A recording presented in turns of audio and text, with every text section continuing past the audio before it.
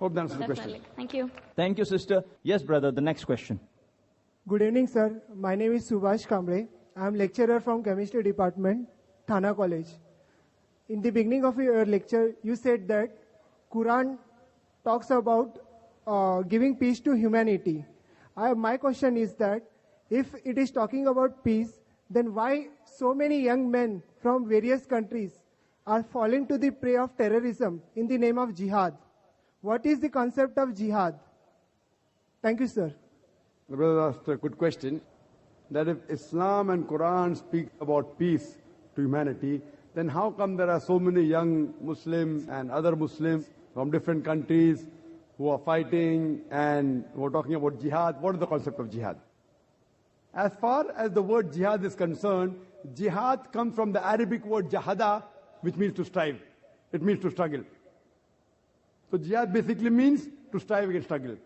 Jihad does not mean holy war. Holy war, if you translate to Arabic, means harbun muqaddasa. There is no Arabic word harbun muqaddasa in the Quran or any of the Sahih Hadith. This is a mistranslation by the media and the Orientalists. There is no holy war. Jihad does not mean holy war. Jihad means to strive to struggle. Furthermore, in Islamic context, it means to strive and struggle to improve the humanity. It means to strive and struggle to bring peace in humanity. It also means to strive and struggle in the battlefield in self-defense. It also means to strive and struggle against oppression. Jihad basically means to strive and struggle. Now coming to your question, that how come then so many youngsters from different countries, they are fighting? Point number one, there are possibilities, and it's a fact, that some of the Muslims, they are being misled by the anti-social elements. That fight, it's there in Islam, etc., misquoting out of context. But this is a small percentage. The major reason, according to me, is how the media portrays. Like in India, we very often read in the newspapers that the Muslim terrorist in Kashmir, killing so many people. Headlines. Regularly you read. I was called to Kashmir the first time in 2003. And I was thinking, should I go or not? Should I go or not? So much of chaos. First time in Kashmir, the government gave permission after 14 years to hold a public lecture. And the gathering was somewhat big, 100,000 people. In polo grounds, in the city of Srinagar. And when I went there were guards, with guns and all around me. And I was expecting, but there wasn't much problem. Next day I went to Assam. I landed on the airport. There were 4 guards with guns, machine guns. What is this? There is killing in Assam. Killing in Assam? Where it takes place? And there, if I did not have the guards, I wouldn't be here to give the talk. But in the papers, where do we hear about the killing going on in Assam? There are more people being killed in Assam than in Kashmir. Who hears about the LTT? You know the LTT? The Tamilians, they are called as Tamil Tigers. They are not called as Hindu terrorists. Why? If Kashmiri Muslims do it, they are called as Muslim terrorists. If the Hindus in Assam do it, it's a local problem. If the LTT does it, local problem. In India, you ask anyone who has the knowledge of law and order, he will tell you the maximum killing is done by the Maoist.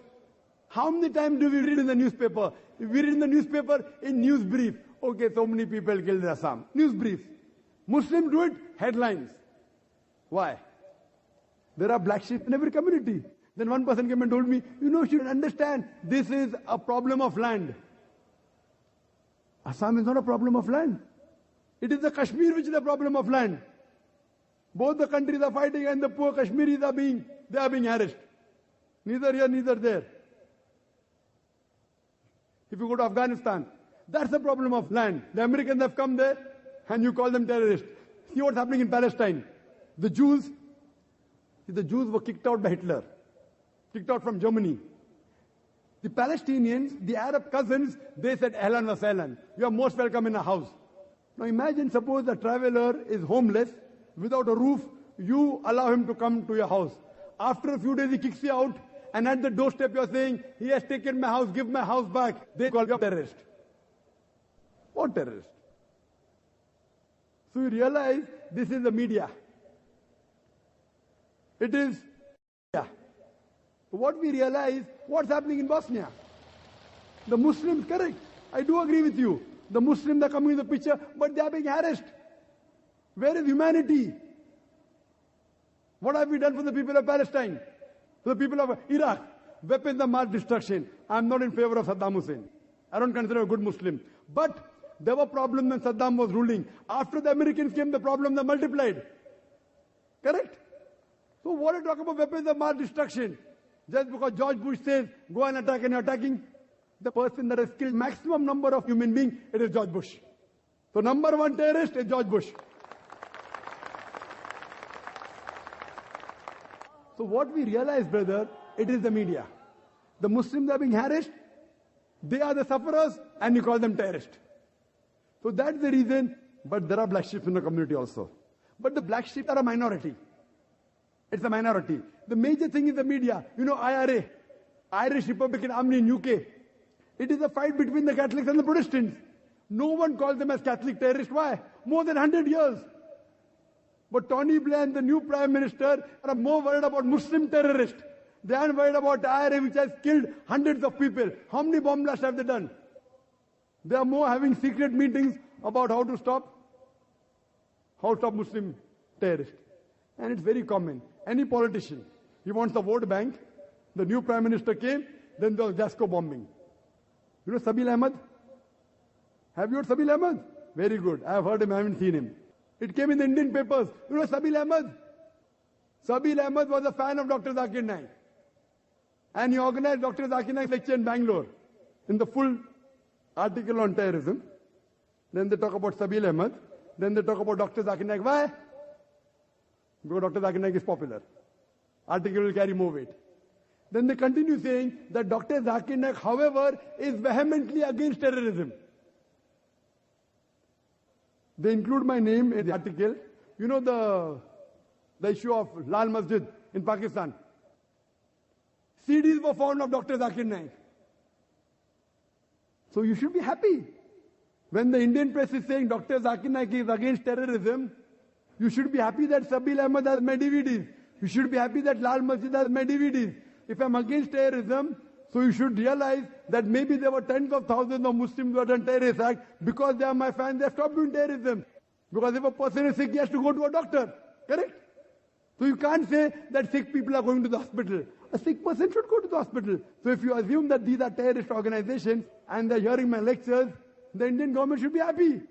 When Dr. Zakir Naik speaks against terrorism, they should be happy that these people are listening to me. I may not be able to convince everyone, but at least quite a few I'm convincing.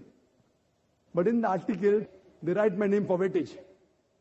You know, so it becomes, if you write against Islam, the chances the article will be selected very easy. And that's common. Same with Kushwant Singh. You know Kushwant Singh? Now his age is 94. Year before last he wrote an article against me. Couple of weeks back in November he wrote an article against me. He says, in the first article he mentioned that I watch Dr. Zakir Naik's program religiously every day. He writes. He praises me, talks about my memory, and then criticizes me in his style.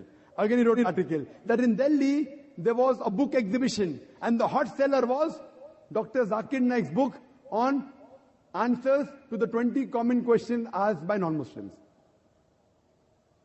Oh, that person has fantastic memory, blah, blah, blah, blah. But I will reply to 4 of his questions. And he replies to pork, to alcohol, to polygamy, as well as parda, hijab. And you read the article. Time will not permit me to speak about everything. In pork, I say that it is the most shameless animal, more than 70 diseases. It is the only animal that invites its friends to have sex with the meat. So I said, if you eat pig, you behave like pig. It is the only animal that invites its friends to have sex with the meat. He said, I did not know that. And he says that I don't know the Western countries, they're having pig, and I don't see any epidemic or disease. See, doctors tell us today that don't go to a prostitute, you'll have AIDS. But everyone that goes to prostitute does not get AIDS. The percentage is small. The minority of the people get. Similarly, everyone that has spoke doesn't get these diseases. But today, more than 50% of the Americans, they are suffering from hypertension. And one of the causes is because of pig eating. He talks about alcoholism. Dr. ZAKIR NAIK says, because of alcohol, you have so many diseases.